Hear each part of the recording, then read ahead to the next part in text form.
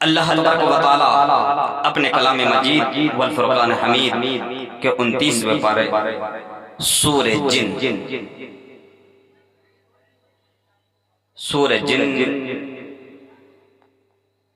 آخری آیت کے اوپر جو تیسری آیت ہے، اللہ تعالیٰ فرماتا ہے عالم الغیب فلا یظہر علی غیبہ احدا۔ اپنے ذہن کو حاضر رکھنا اور قرآن کو سننا سمجھنا، یہی سب سے بڑی کامیابی ہے۔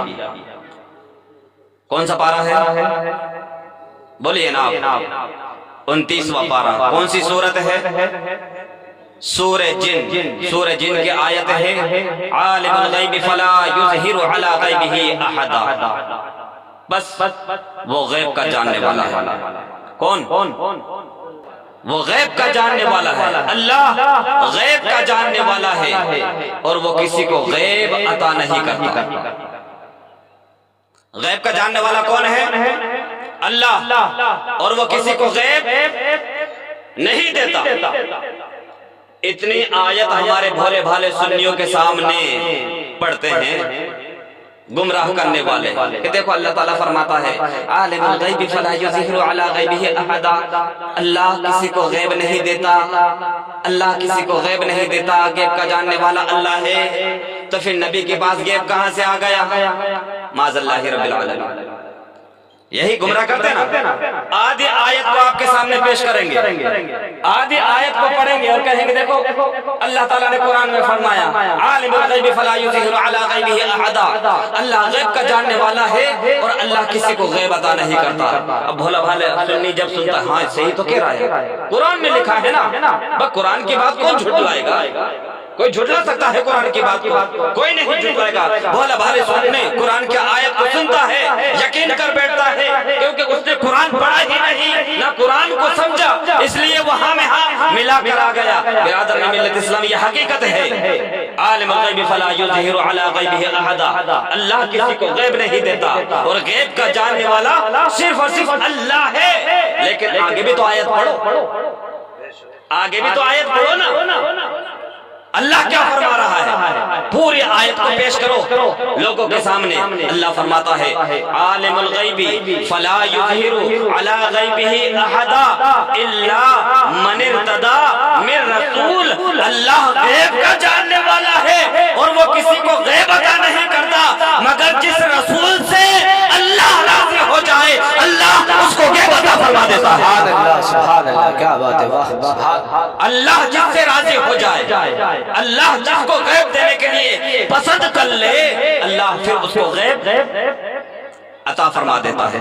اب مجھے آپ بتائیے اللہ تعالیٰ اپنے محبوب سے راضی ہے کہ نہیں؟ اپنے محبوب سے اللہ تعالیٰ راضی ہے کہ نہیں؟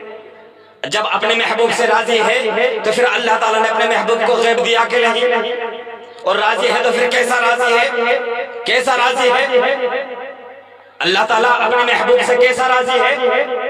پڑھیے سورہ بقرہ دوسرا پارہ پڑھیں۔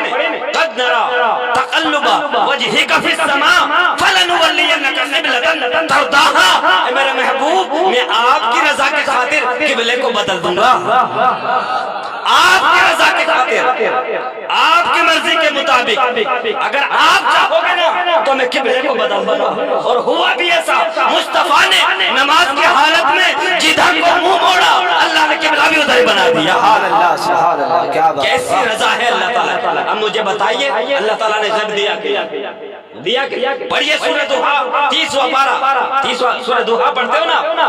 والضحیٰ واللیل اذا سجا ما ودعک ربک وما قلی وللآخرۃ خیر لک من الاولی ولسوف یعطیک ربک فترضی ولسوف یعطیک ربک فترضی۔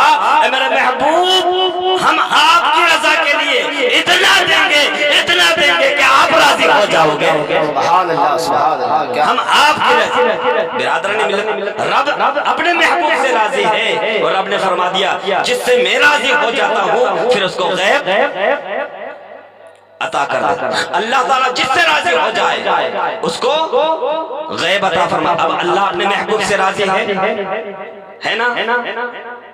اپنے محبوب سے راضی ہے تو آیت بتا رہی اللہ جس سے راضی ہو جاتا ہے اس کو غیب عطا فرما دیتا ہے، غیب عطا فرما دیتا ہے۔ برادران ملت اسلامیہ، اور حدیث قدسی ہے، اللہ تعالیٰ فرماتا ہے اے میرے محبوب دونوں جہان میری رضا چاہتے ہیں اور میں تیری رضا چاہتا ہوں۔ حضور اعلیٰ حضرت فرماتے ہیں نا، خدا کی رضا چاہتے ہیں دو عالم اور خدا چاہتا ہے رضائے محمد۔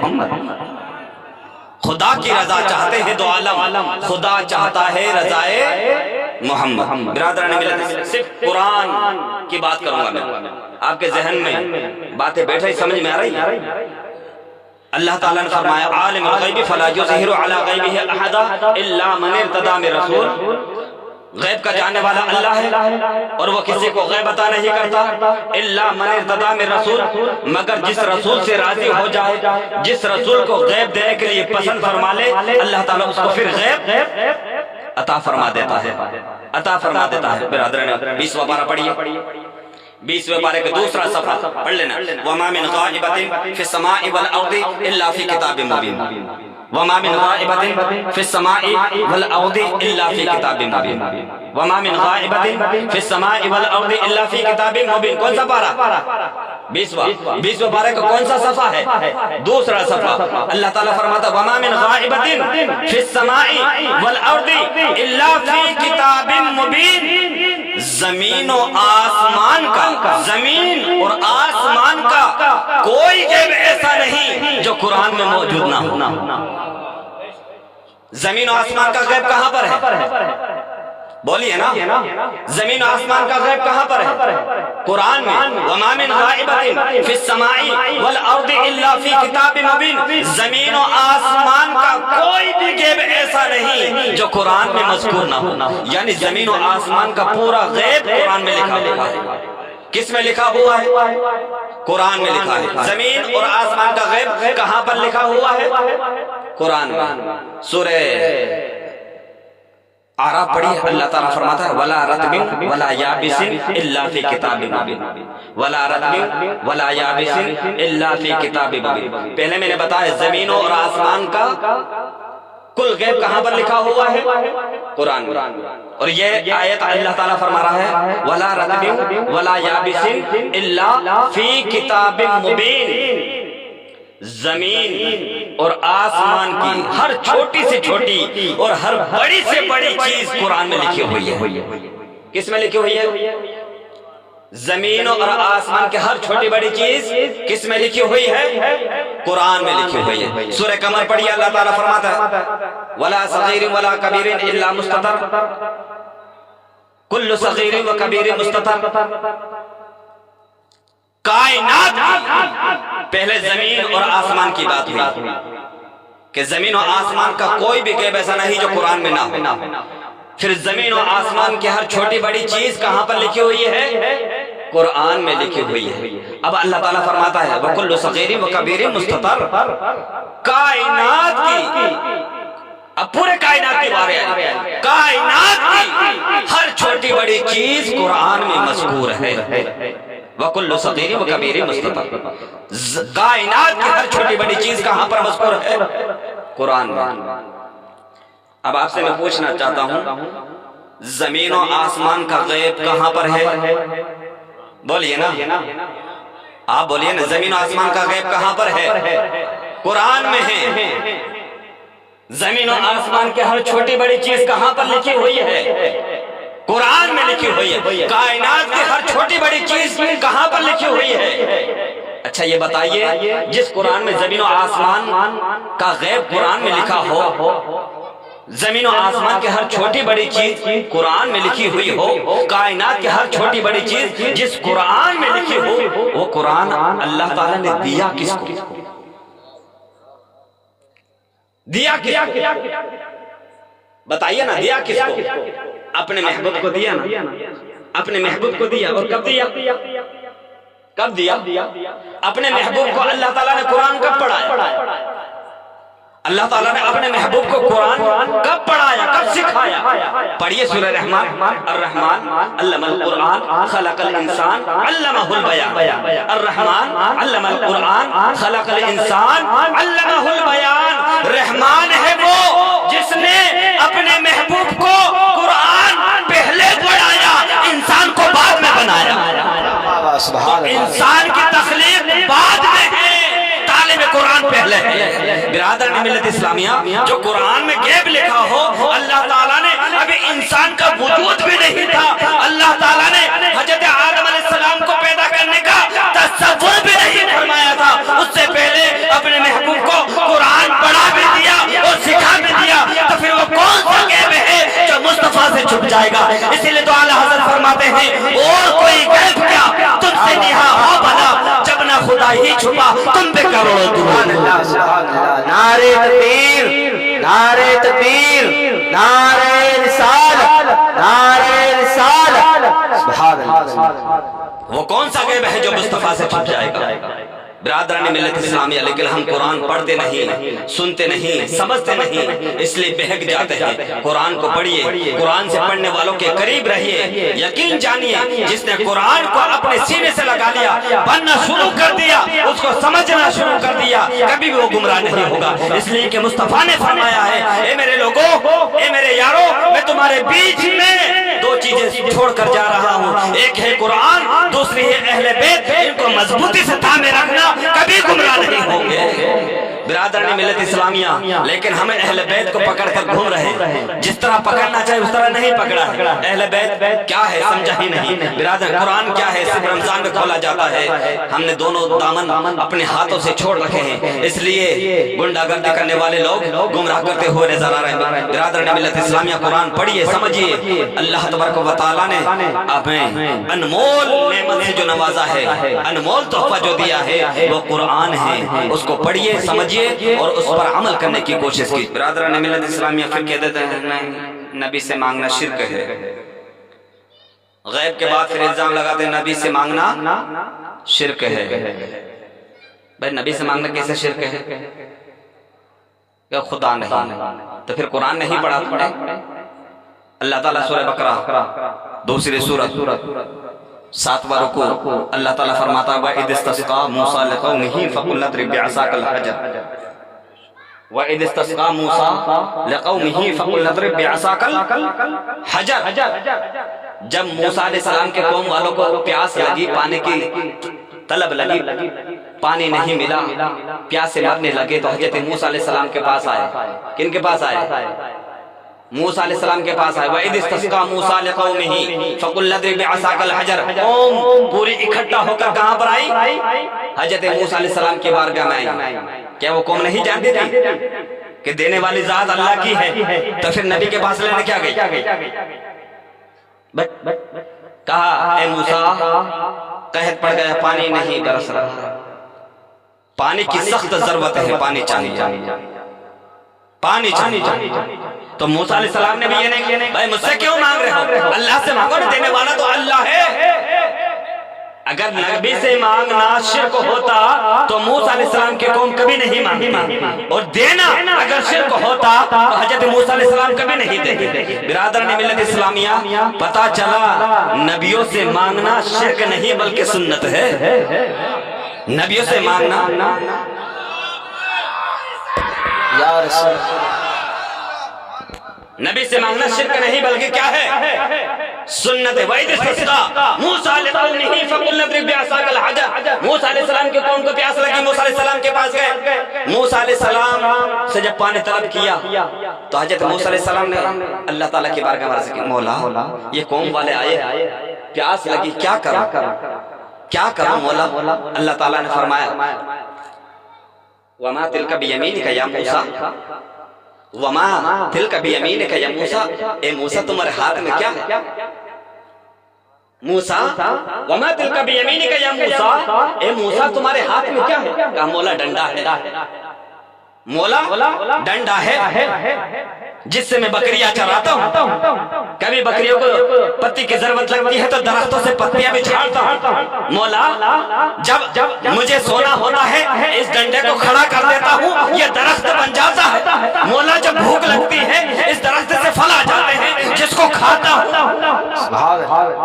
اللہ تعالیٰ نے صرف پوچھا تھا نا وما تلک بیمینک یا موسیٰ، اے موسیٰ تمہارے ہاتھ میں کیا ہے، تو جواب ہونا تھا ڈنڈا، لیکن اتنی لمبی چوڑی باتیں کیوں کر رہے ہیں؟ تاکہ اللہ تعالیٰ میری باتوں کو سنتا رہے اور مجھے لطف آتا رہے۔ موسیٰ علیہ السلام کی تمنا رب میری باتوں کو سنتا رہے اور میں رب سے کلام کرتا رہوں۔ کیا بات ہے، واہ سبحان اللہ۔ موسیٰ تیرے ہاتھ میں کیا ہے؟ وما تلک بیمینک یا موسیٰ، موسیٰ تمہارے ہاتھ میں کیا ہے؟ کہا مولا ڈنڈا ہے۔ کہا پتھر پر مارو نا، پتھر پر مارو۔ وَإِذِ اسْتَسْقَىٰ مُوسَىٰ لِقَوْمِهِ فَقُلْ اضْرِبْ بِعَصَاكَ الْحَجَرَ، حجر پتھر کو کہتے ہیں، کہتے ہیں موسیٰ اپنے ڈنڈے کو پتھر پر مارو نا، پتھر پر مارو نا۔ حضرت موسیٰ علیہ السلام نے جو اپنا عصا تھا نا پتھر پر مارا، ایک ہی ضرب لگائی، اللہ تعالیٰ نے اس پتھر سے پانی کے 12 چشمے جاری فرما دیے۔ اللہ سبحان اللہ، کیا بات ہے، واہ اللہ یا رسول اللہ یا دی۔ کتنے چشمے جاری ہوئے؟ 12 چشمے جاری ہوئے۔ موسیٰ علیہ السلام کی قوم کو پیاس لگی، کہاں گئی؟ پانی کی ضرورت لگی، کہاں گئی؟ میں آپ سے پوچھنا چاہتا ہوں کہاں گئی؟ نبی کی بارگاہ میں قرآن میں کیا غلط بات لکھی ہوئی ہے؟ موسیٰ علیہ السلام کی قوم کو پیاس لگی تو موسیٰ علیہ السلام کے پاس قوم گئی، پانی طلب کیا۔ اس سے پتہ چلتا ہے نبی سے مدد مانگنا شرک نہیں بلکہ لوگوں کی سنت ہے، نبیوں کی سنت ہے۔ برادر لوگوں نے پانی طلب کیا اور پھر موسیٰ علیہ السلام کے پاس گئے نا، موسیٰ علیہ السلام نے اللہ سے بات کی، مولا میری قوم پیاسی ہے، ان کو پانی کی ضرورت ہے، مولا کیا کروں؟ اللہ تعالیٰ نے فرمایا وما تلک بیمینک یا موسیٰ تمہارے ہاتھ میں کیا ہے؟ کہا مولا ڈنڈا۔ کہا پتھر پر لگا، پتھر پر ضرب لگائی، پانی کے کتنے چشمے جاری ہوئے؟ کتنے چشمے جاری ہوئے؟ 12 چشمے جاری ہوئے۔ لیکن مصطفیٰ کے غلاموں کو جب پیاس لگی نا، بولیے سبحان اللہ، مصطفیٰ کے غلاموں کو جب پیاس لگی نا، کہ ایک جگہ نہیں کئی مقام پر صحابہ کرام کو جب پیاس لگی مصطفیٰ کی بارگاہ میں گئے، عرض کیا یا رسول اللہ پانی نہیں ہے، پانی نہیں ہے، پیاس لگی ہے یا رسول اللہ، پیاس لگی ہے۔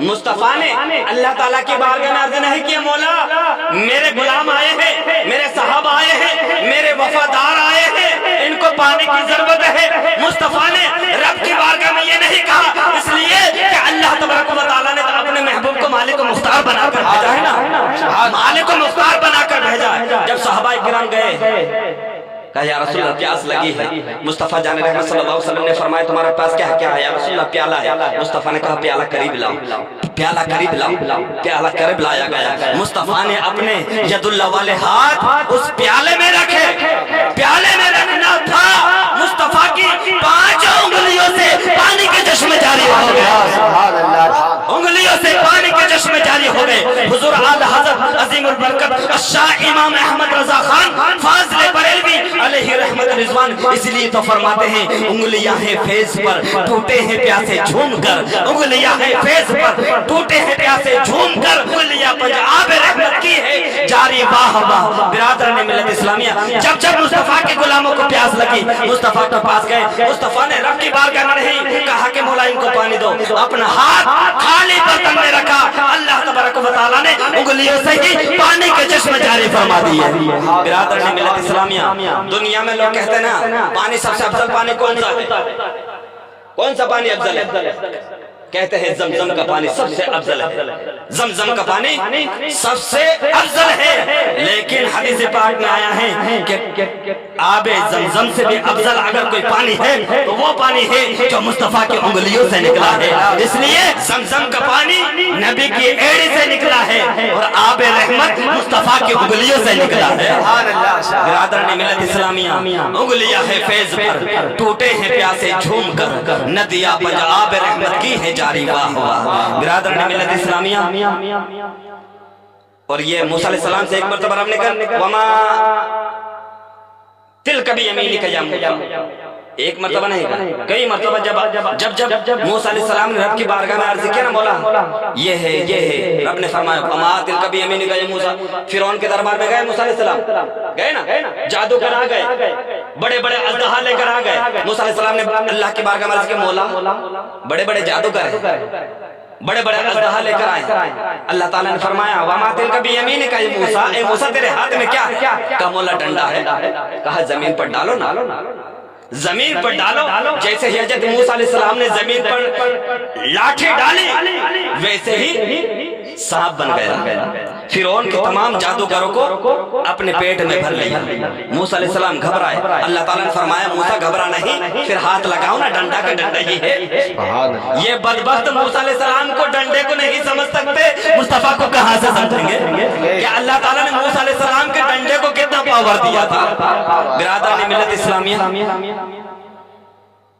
تو موسیٰ علیہ السلام کے لیے لکڑی کا ایک ڈنڈا اژدہا بنے نا، ایک لکڑی کا ڈنڈا، پوری درخت نہیں، لکڑی کی ایک شاخ، لکڑی کی ایک شاخ، ایک لکڑی جن کے لیے اژدہا بنے انہیں موسیٰ کہتے ہیں، واہ واہ واہ واہ، درخت کی ایک لکڑی جن کے لیے اژدہا بنے ان کو موسیٰ کہتے ہیں، یہ ذہن میں رکھنا، پورا درخت کی بات نہیں کرنا، درخت کا ایک ڈنڈا، ایک لکڑی، ایک ٹہنی جن کے لیے اژدہا بنے ان کو بولیے، ان کو موسیٰ کہتے ہیں، لکڑی کی ایک شاخ جن کے لیے اژدہا بنے ان کو موسیٰ کہتے ہیں۔ آئیے مصطفیٰ کی بارگاہ میں، کیا بات، مصطفیٰ کے غریب صحابی پنجگانہ نماز مصطفیٰ کے پیچھے پڑے، فجر میں آئیں، دعا نہیں مانگے، فوراً اپنے گھر چلے جائے، فوراً اپنے گھر نکل جائے۔ مصطفیٰ کے غلاموں نے اس غریب صحابی کی مصطفیٰ سے شکایت کی، یا رسول اللہ وہ آپ کا فلاں غلام فلاں صحابی پنجگانہ نماز آپ کے پیچھے پڑتا ہے، فجر میں بھی آتا ہے، لیکن یا رسول اللہ دعا نہیں مانگتا ہے، واپس گھر چلا جاتا ہے۔ مصطفیٰ نے کہا کل آئے تو روک لینا، کل آئے تو روک لینا، کل آئے تو روک لینا۔ وہ غریب صحابی دوسرے دن پھر نماز پڑھنے آئے، نماز پڑھی، جانے لگا، مصطفیٰ کے غلاموں نے ہاتھ پکڑ لیا کہ آج مصطفیٰ نے طلب فرمایا ہے۔ وہ غریب صحابی رک گئے، فجر کی نماز ہوئی، منبر کی ٹیک لگا کر مصطفیٰ بیٹھے، اس غریب صحابی کو بلایا اور فرمایا اے میرے غلام، نماز میرے پیچھے پڑھتا ہے، دعا کیوں نہیں مانگتا؟ جبکہ دعا تو مومن کا ہتھیار ہے، الدعاء محل العبادہ، دعا عبادت کا مغز ہے، پھر دعا سے کیوں محروم رہتا ہے؟ کہا یا رسول اللہ کون بدبخت ہے جو آپ کے پیچھے نماز پڑھے اور آپ کے چہرے کو دیکھتا ہوا نہ رہے؟ یا رسول اللہ میری تمنا ہے کہ میں پنجگانہ نماز آپ کے پیچھے پڑھوں، جب نماز پڑھوں تو کالی کالی زلفوں کو دیکھوں، جب دعا مانگوں تو وہ دعا چہرے کو دیکھوں، میری تمنا ہے۔ لیکن یا رسول اللہ غریب ہونا، غریبی رکنے نہیں دیتی، یا رسول اللہ امیر ہوتا تو نماز بھی آپ کے پیچھے پڑھتا، دعا بھی آپ کے پیچھے مانگتا اور کئی گھنٹوں آپ کی صحبت میں رہتا، لیکن یا رسول اللہ غریبی ہے رکنے نہیں دیتی۔ یا رسول اللہ غریب ہوں لیکن دل کا امیر ہوں، اس لیے کہ آپ کا غلام ہوں۔ کیا بات ہے، یا رسول اللہ میں مال و دولت سے غریب ہوں لیکن ایمان میں میں امیر ہوں۔ یا رسول اللہ یہ کھجوروں کا موسم آ چکا ہے، یا رسول اللہ میرے گھر کے سائیڈ میں ایک یہودی کا مکان ہے جس کے آنگن میں ایک کھجور کا درخت لگا ہوا ہے، یا رسول اللہ رات میں ہواؤں کے جھونکے چلتے ہیں، میں نماز پڑھنے یہاں پر آ جاتا ہوں، جلدی اس لیے جاتا ہوں کہ جو ہوا کے جھونکے سے کھجوریں میرے آنگن میں گرتی ہے نا، یا رسول اللہ میں فوراً جاتا ہوں، ان کھجوروں کو اکٹھا کرتا ہوں اور اس یہودی کے مکان میں واپس ڈال دیتا ہوں تاکہ میں بھی حرام کھانے سے بچ جاؤں، میرے بچے بھی حرام کھانے سے بچ جائے۔ سبحان اللہ، کیا بات ہے، واہ، یا رسول اللہ اس لیے میں گھر چلا جاتا ہوں۔ مصطفیٰ جان رحمت صلی اللہ علیہ وسلم کی بارگاہ میں جب اس غریب صحابی نے رو رو کر اپنی داستان سنائی نا، مصطفیٰ کی رحمت کو جوش آ گیا اور فرمایا اے میرے غلام اب رونے کی ضرورت نہیں، نہ جلد جانے کی ضرورت نہیں، جا کر وہ یہودی سے کہہ دینا اے یہودی اس درخت کو بیچ دے، جو بھی قیمت ہوگی آمنہ کا لال اسے ادا کر دے گا۔ سبحان اللہ سبحان اللہ، جو بھی تیری قیمت ہوگی آمنہ کا لال اسے ادا کر دے گا۔ وہ غریب صحابی جھومتا ہوا اپنے گھر گیا، یہودی کو مخاطب کر کے کہنے لگا اے یہودی یہ کھجور کے درخت کو مجھے بیچ دے، جو بھی تیری قیمت ہے نا آمنہ کا لال میرے آقا اس کو ادا کر دیں گے۔ سبحان اللہ سبحان اللہ۔ یہودی نے جب مصطفیٰ کا نام سنا نا چڑھ گیا، کہنے لگا اے غریب اگر تو مانگتا تو کچھ دیر تو سوچتا کہ میں دوں یا نہ دوں، لیکن اگر مصطفیٰ کا تمہارے نبی کا یہ حکم ہے تو میں ہرگز کسی قیمت پر اس درخت کو نہیں بیچوں گا۔ اللہ اکبر، کسی قیمت پر نہیں بیچوں گا۔ وہ غریب صحابی روتا ہوا پھر مصطفیٰ کی بارگاہ میں حاضر ہوا، عرض کیا یا رسول اللہ، وہ اس نے تو صاف انکار کر دیا ہمیں بیچنے والا نہیں، اور آپ کے نام سے تو صاف انکار کر دیا ہے کہ میں درخت کو کسی قیمت پہ نہیں دوں، اس نے آپ کی بات ماننے سے انکار کر دیا ہے۔ جب غریب صحابی نے یہ کہا یا رسول اللہ آپ کی بات ماننے سے انکار کر دیا ہے، مصطفیٰ جان رحمت صلی اللہ علیہ وسلم کے دریائے رحمت جوش میں آیا اور فرمایا اے میرے غلام روتا کیوں؟ یہودی نہیں مانتا ہے تو نہ مان، زمانہ مانتا ہے یا نہ مانے، اسے مجھے کوئی غرض نہیں۔ اے میرے غریب صحابی جا اپنے آنگن میں جا، اب یہودی سے بات نہیں کرنا، یہودی کو مخاطب نہ کرنا، یہودی سے کوئی کلام نہ کرنا، جا کر اپنے آنگن میں کھڑا ہو جا اور کھجور کے درخت کو بول دے اے کھجور کے درخت آج مجھے یہودی کے آنگن کو چھوڑنا ہے، مصطفیٰ کے غلام کے آنگن میں حاضر ہونا ہے۔ سبحان اللہ سبحان اللہ، نعرہ تکبیر نعرہ تکبیر نعرہ رسالت نعرہ رسالت۔ برادران ملت اسلامی غریب صحابی اپنے آنگن میں گیا، کھجور کا مخاطب ہو کر فرمایا اے کھجور کے درخت تجھے آمنہ کے لال کا حکم ہے، یہودی کے آنگن کو چھوڑ اور مصطفیٰ کے غلام کے آنگن میں حاضر ہو جا۔ برادران ملت اسلامیہ کھجور کے درخت نے اتنا سنا، آگے ہلا پیچھے ہلا دائیں ہلا بائیں ہلا، یہودی کے آنگن کو چیرتا ہوا مصطفیٰ کے غلام کے آنگن میں حاضر ہو گیا۔ اس لیے تو حجت تاج الشریعہ علیہ رحمت رضوان فرماتے ہیں جہاں بانی عطا کر دے بھری جنت ہبا کر دے، نبی مختار کل ہے جس کو جو چاہے عطا کر دے، جہاں میں ان کی جنتی ہے وہ دم میں کیا سے کیا کر دے، زمین کو آسماں کر دے سریا کو سلا کر دے، نبی مختار کل ہے جس کو جو چاہے عطا کر دے۔ پورا درخت مصطفیٰ کے غلام کے آنگن میں آ گیا۔ اب بات نہیں پلائی، کھجور درخت کی ایک ٹہنی، جھاڑ کی ایک لکڑی، جن کے لیے اژدہا بنے انہیں موسیٰ کہتے ہیں۔ درخت کی ایک لکڑی جن کے لیے سانپ بنے انہیں موسیٰ کہتے ہیں، اور جن کے حکم پر پورا درخت جل کر آ جائے انہیں مصطفیٰ کہتے ہیں، انہیں مصطفیٰ کہتے ہیں۔ کھجور کا پورا درخت جن کے لیے چل کر آ جائے انہیں مصطفیٰ کہتے ہیں۔ برادران وَلَمَّا جَاءَ مُوسَىٰ لِمِيقَاتِنَا، قرآن پڑھیے، وَلَمَّا جَاءَ مُوسَىٰ لِمِيقَاتِنَا، موسیٰ علیہ السلام کو وقت دیا اور جگہ بتائی نا، وَلَمَّا جَاءَ مُوسَىٰ لِمِيقَاتِنَا، موسیٰ کو وقت دیا اور جگہ بتائی کہ آ جاؤ معراج کے لیے آ جاؤ۔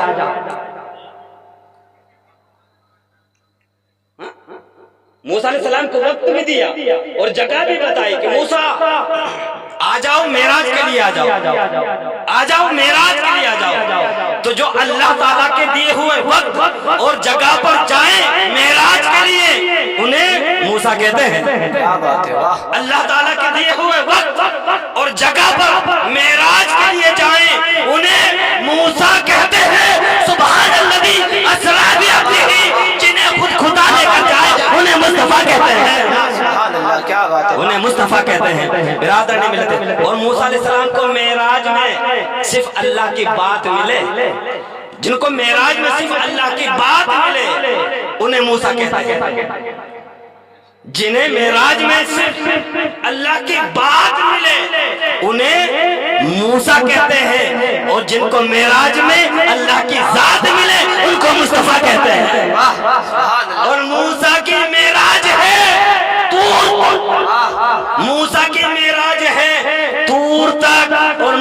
کی معراج ہے نور کا